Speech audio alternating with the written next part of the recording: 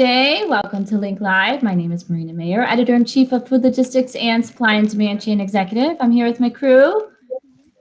Want to introduce? Hi, I'm Brielle Jacob. I'm the Associate Editor.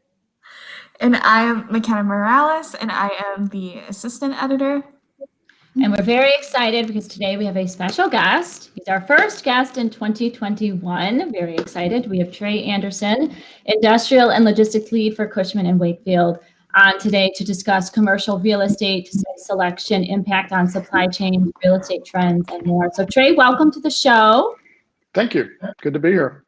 Absolutely. So before we dive into this very important discussion impacting the supply chain industry, just a couple of housekeeping items.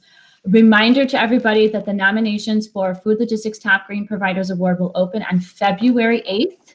So keep an eye out for that. Also, registration is open for our upcoming SCN Summit Sustainability Sessions, which will take place February 23rd and February 25th.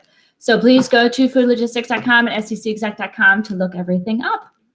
So Trey, again, welcome. Let's kind of just dive in. Let's talk commercial real estate. So you've been in the business for over 20 years. How, from your vantage point, has commercial real estate changed over these years?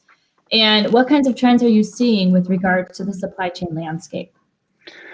I think the single biggest shift and the most impactful shift is people are now looking at their total business cases versus just looking at their real estate cost. And what I mean by that is when we're looking at an industrial facility, you've had this discipline in manufacturing, but we're now seeing it in distribution as well. So people are focusing on my procurement cost. They're focusing on your transportation cost, your labor cost, the cost of the capital to go inside the box, my customer experience that I want to provide. And in looking at that total cost, they're no longer looking at real estate cost in its own vacuum, meaning the traditional cost of real estate really has been based off the historical cost. And so what I mean by that is it might be $4 a square foot or $8 a square foot, because historically that's kind of how the rates have landed, and they've increased over time, but they've been in that general area. Now with people taking a look at their total cost to do business, and they're looking at their shift to more digital sales, in some cases more service oriented, the value of being in that location is actually higher, and their business case would show in a scenario that's maybe $8 a square foot, that up to 16 to $20 a square foot, that would actually cost justify, because the being in that location, the volume of deliveries, the number of moves they're making a day are actually worth that location. So you're taking on much more of a cost per throughput view versus a traditional cost per square foot view. I think this is also, we're seeing this, this has been a traditional manufacturing focus, which is why there's different strategies for people to set up in manufacturing. So they might go and say, I'm going to be in a rural location, and I'm going to focus on doing training because I want to have a very stable workforce. We're seeing some of those thoughts come into the world of distribution. I think another key that we're really seeing is the data science. And I'll leave it for somebody else to debate machine learning versus artificial intelligence.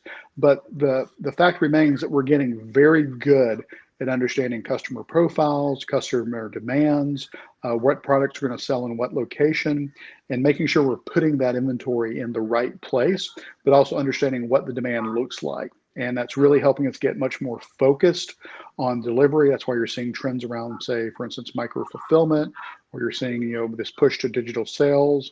Omni-channel is something you're hearing a lot about, and I like to define omni-channel as every unit of supply is available for every unit of demand. So anywhere in the network, whether it's a industrial site, whether it's a store, whatever the setting, that inventory unit can be delivered to that client. And I think it would really be remiss not to hit on the amount of capital that's now being invested in these buildings. Once again, this is becoming more of a manufacturing type discipline, where you can have the value of the building easily be equaled by the value of the material handling equipment, automation that I'm putting in the building. And so that's also helping to drive these decisions that we've seen over the last 20 years. No, that's perfect. No, sorry. That's okay. But with so many changes and different trends going on, like you said, what are some of the best practices of today? I know that there's, it's changing so much. There's dark stores, there's, the new fulfillment center trends and an influx in e-commerce and stuff like that. So how do you handle the best practices of today? Well, I think it's really key to start with. I think one of the, I'll kind of start with the end, is that what we're seeing with these trends is that there's no one right model. So let's just take inventory deployment. So I might have inventory in 75 buildings, and people do that today and it works. I might have it in 20, I might have it in 5, or I might have it in 1 building. All of those are solutions that are being deployed today by companies who have been very thoughtful in determining their business case and have been very successful in executing on that. So I think that's kind of critical to really drive that point home. What I mean by that is, I may have a very strong focus on cost of capital and my inventory carrying cost. And I might be ruthlessly looking at my product lines and determining there's entire product lines I'm just going to drop. Coca-Cola famously was doing that last year, and just taking entire product lines and dropping them and focusing on their core products. I think that the key is, and what's driving all of this is, earlier I talked about total business case and really looking at the complete cost end to end and not making decisions in a silo. An example of that would be, for instance, I've got a great deal on a procurement purchase, and then I bring the product in and it sits in my building for 9 months. I don't account for what is it costing me to store this product in my own building for 9 months. It's not free. There's overages, shortages, damages that occur. So there's some cost to that decision, and making sure you're understanding that total decision. So we're really seeing people focus on sales tax, as I mentioned earlier, throughput, labor, incentives are significant, meaning what local municipalities like a state would offer a company to locate their operation there, or to expand their operation there, or to continue to operate in that location and not move. We're seeing a lot with transportation. You mentioned earlier dark stores. So when we look at transportation caps that some of the small package carriers put in place, so what it was suddenly shipping demand coming from a location that had none before, or very little before. So all of a sudden I'm shipping from a store, whether it's a dark store. In some cases it was dark because of the pandemic. In some cases I made it a dark store.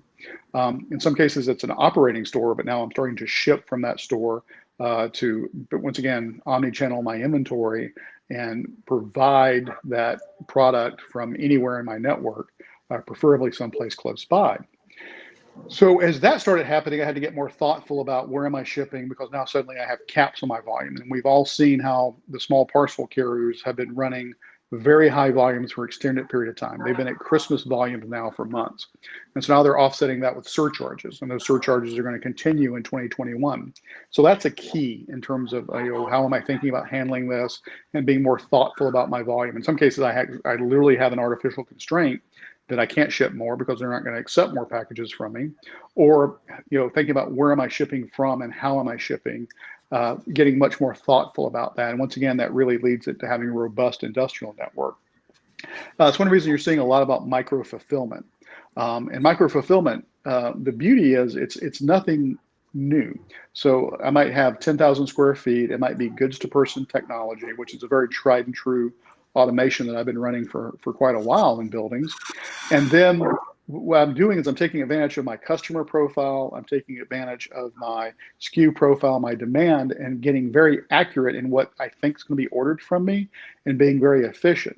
And one of the keys to micro fulfillment is the margin is actually really positive when I execute it correctly, meaning I can actually make a better margin doing it that way than my traditional digital sales or brick and mortar.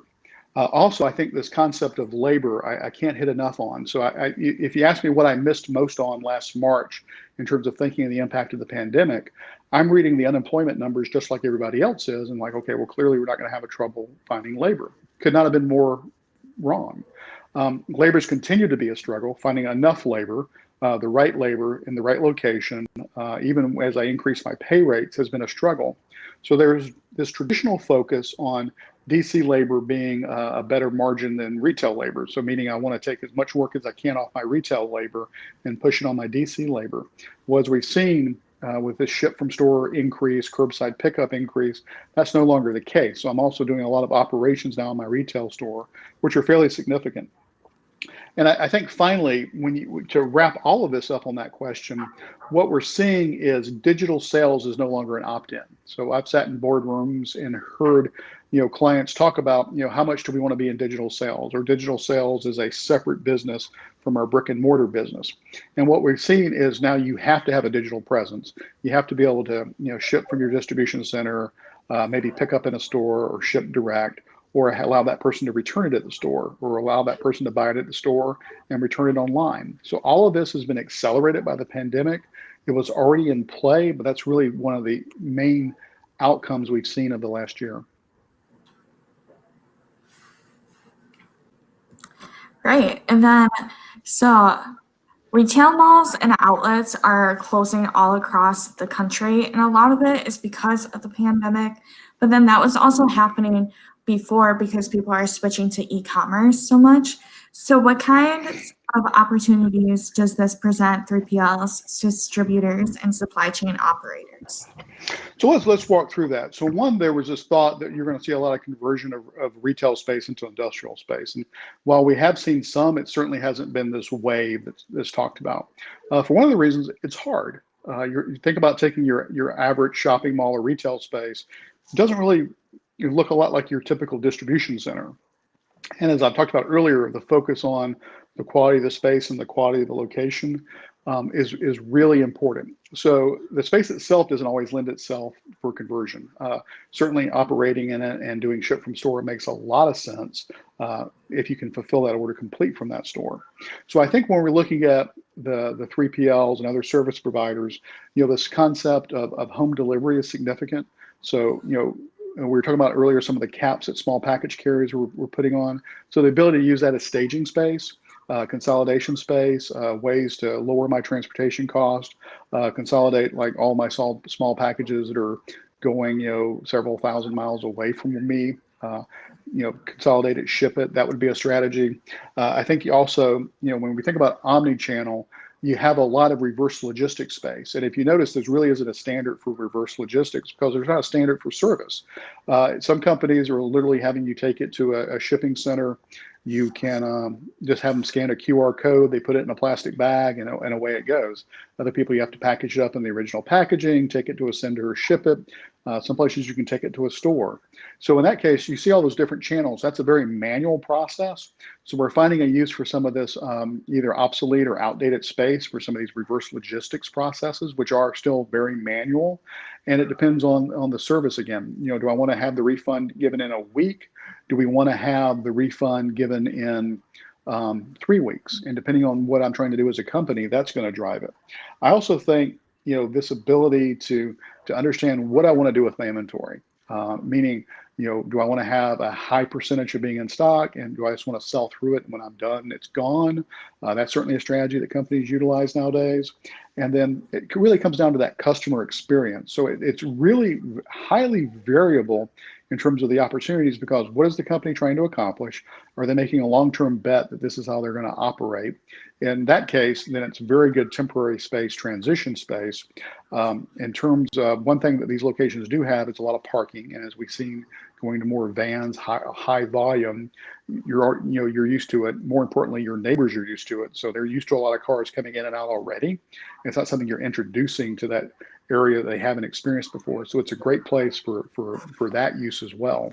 So I think as you look at that, it's going to be highly varied, and there's certainly no standard that's coming out. And we certainly haven't seen just a wave hit of this conversion. It's certainly not all going to industrial. There is some industrial use. And we're also seeing the local municipalities aren't ready to sign off on that space, convert it to industrial. They might want to turn it into office. They might want to turn it to educational use. So it's these type of mixed community uses we're also seeing at play. How do you think that's going to impact smaller towns, though? Because the town where our headquarters is has an abandoned Kmart on one side of town, and then on the other side of town, there's an abandoned Shopko. So there's nothing else there. Yeah, I think you'll see a mix. I think, as someone mentioned earlier, I've been doing this for 20 plus years. So when I look back at what that looks like, I think there were thoughts of like large retailers. We're going to put these small mom and pops out of business. And if you notice, people who really specify or really focus on quality service, get you in and out fast. So like the small town hardware store is not going away, never has gone away, never will go away, because they're selling a business different model. So I think that more service focused model, that more something I need now that I don't want to wait for, in terms of understanding that need, I think you're going to see there. I think you will see some shifts in those towns, and certainly the older model, as you mentioned, several companies, we will see transitions there, and we'll continue to see transitions there. But I think you're going to have to adopt a model in terms of meeting the needs there. Like what are things that people need immediately, being very thoughtful in what you stock. Being ahead of trends, but also things that are more of that reactionary purchase from that behavior standpoint. Also, I think that uniqueness and innovation is going to be something that helps differentiate you, because if it's a commodity and it's cheap to ship, it's tempting to just continue to buy that online. So I think that's part of that, and what we've seen is communities really focus on how do we transition that and not just lose that, because they're really activity hubs, they're centers. And so what does it need to look like in the future as we're seeing more of a shift to digital sales? Interesting. Brielle, did you have a question? Yeah, I'm curious what the, sorry, hold on one second. What do you think the future holds looking ahead into 2021? What can the industry expect? What are some of your predictions? Well, we're definitely seeing a continued trend that was started in 2020. And if you really break down what we saw in 2020, is you saw an acceleration of some plans that companies already had in place, whether it was 7 years out, 5 years out, 3 years out. And the pandemic really caused that shift to accelerate. Now, we've already talked about omni-channel. We've talked about this increase in digital sales, your customer service experience. So what we're seeing also now is people are getting very focused on their operations and their margins. They understand they can get better margins. They understand they've seen a larger adoption of customers buying online, using apps for purchases. That level of interaction has gone up. So you had a segment of the population that wasn't doing that in January of 2020. They're now doing it in January of 2021. We're also seeing buildings change. So people wanting to get a good deal on a building is giving way to people saying, I want to have the best cost per unit, my throughput costs that I mentioned earlier. So they're looking at things like, a 40-foot clear. They want to be in an efficient building, a 50 by 50 column spacing. In terms of clear height, 60 feet, 90 feet are not unusual anymore. It used to be 1.5 million was a large distribution center. Now 3 million square feet is not unusual. Actually, the single biggest change that I've seen over the last 20 years is actually power requirements. 5,000 amps is not an unheard of number anymore for somebody to bring into their building to support their systems, their automation, and to future-proof, to make sure as new automation comes on, as robotics evolve, that they can support that. I think you're also going to see a real emphasis on systems integration. As we talked about omni-channel, one of the issues is you can do it, but what we saw, and we don't have the Q4 earnings in for everybody yet, but if we look at the Q3 earnings, we saw companies that had same-store sales. They were able to increase their throughput. They were able to meet the demand of this increase. So their sales were up, their same-store sales were up, but their costs were up at a higher rate. And we saw some companies with extremely high cost. And that's where your opportunity is, to get more efficient.